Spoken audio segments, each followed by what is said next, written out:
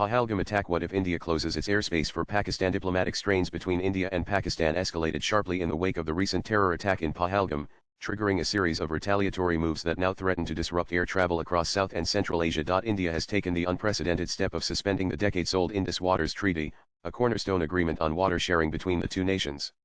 In a tit-for-tat response, Pakistan has closed its airspace to Indian passenger aircraft, forcing Indian carriers to take longer, costlier routes to destinations in Europe, North America, and the Middle East.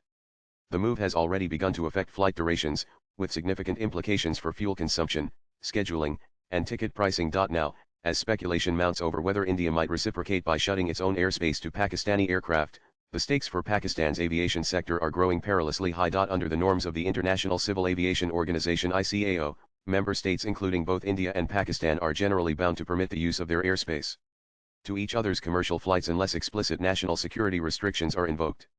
However, heightened tensions have raised the prospect of a complete airspace lockdown, an action that could cripple international connectivity for Pakistan. Many of Pakistan's commercial flights to the Gulf, Southeast Asia, and beyond, including key routes such as Karachi to Kuala Lumpur or Dubai, rely heavily on access to Indian airspace.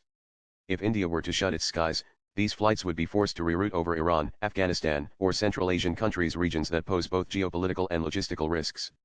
Such detours would significantly increase flight times and fuel consumption. Swipe left for next video. The impact would be particularly severe for Pakistan International Airlines (PIA), the country's national carrier, which is already struggling under mounting financial pressure.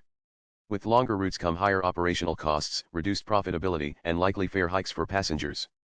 Travelers may also face increased inconvenience and delays, further diminishing the appeal of flying with Pakistani carriers in an already competitive market. Moreover, the ripple effects would extend beyond passenger traffic. Air cargo operations, too, would feel the pinch, with shipping costs and delivery times likely to rise, putting further strain on Pakistan's trade and logistics sectors. Latest blogs.